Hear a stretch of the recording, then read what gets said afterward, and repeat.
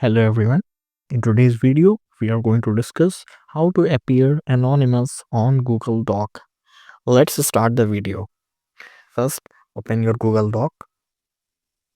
Here on your top right side, you can see here a share option. Click on share.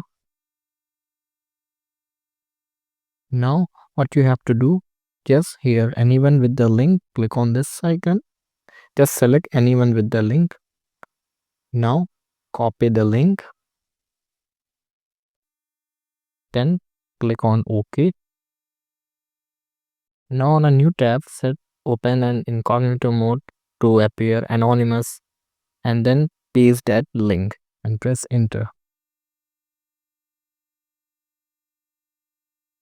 As you can see on my screen, I have appeared anonymously on the Google Doc sheet. This is the features to appear anonymous on Google Doc. I hope you find this video very useful. Don't forget to like, subscribe, and share. Thank you.